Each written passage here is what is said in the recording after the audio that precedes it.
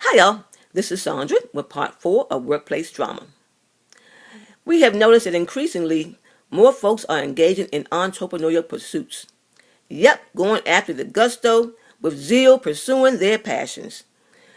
And that brings me to the place of success. What is success? Well, that depends.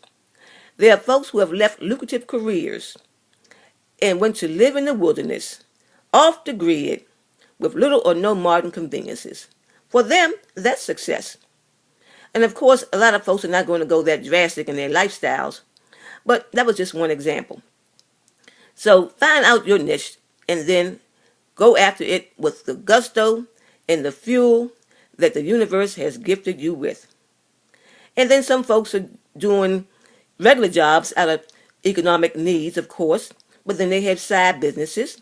And some of those side businesses are going to flourish to the points where they can give up their regular JOBs and just go full-fledged in their home business, or doesn't have to be a home business necessarily, but some folks are doing home businesses. But business ownership, however, works best for you.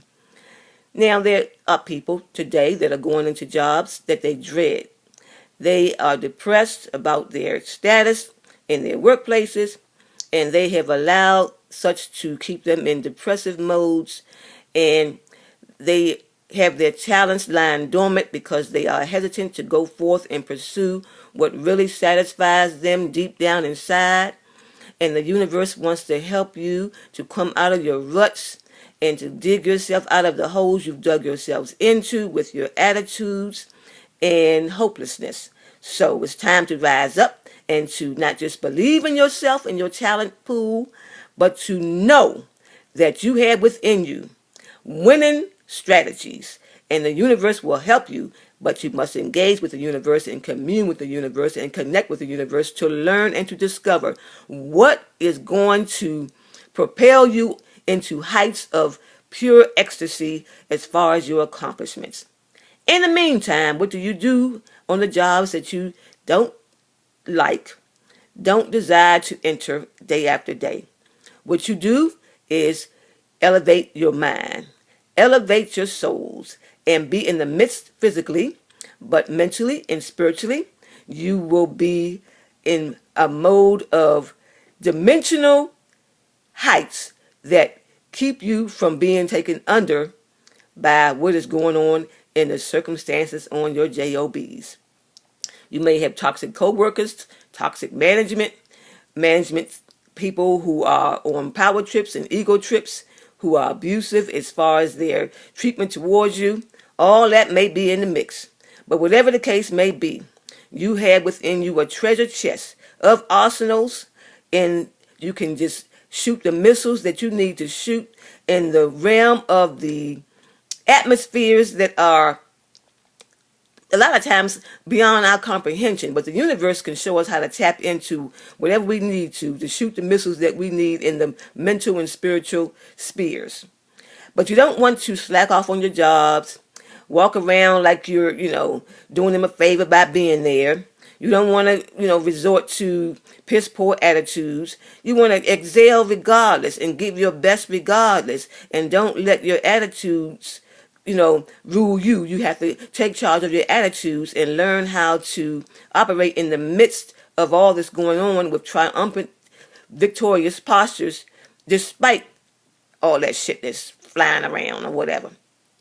So I would just advise you to also make a point to meditate on a daily basis, because meditation is therapeutic. Meditation it does strengthen us. It helps us to cope. It helps us to not be overwhelmed. It gives us advice and guidance. It gives us creative ideas. It shows us how to get the best and to keep our engines fueled, our transmissions tuned, our fires lit.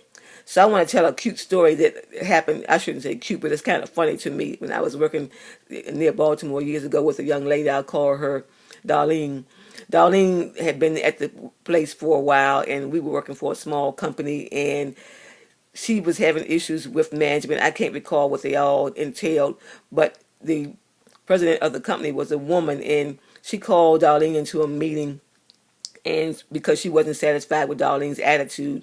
And there was nothing wrong with Darlene's attitude except the fact that she was not going to be brown nosing and being a puppet on the management strings. Yank, yank, that wasn't going to happen. That wasn't her personality, and she wasn't having it. So management, of course, being insecure in their own postures, couldn't handle Darlene's strong confidence. So she said to Darlene, "You need to remember who's writing your checks."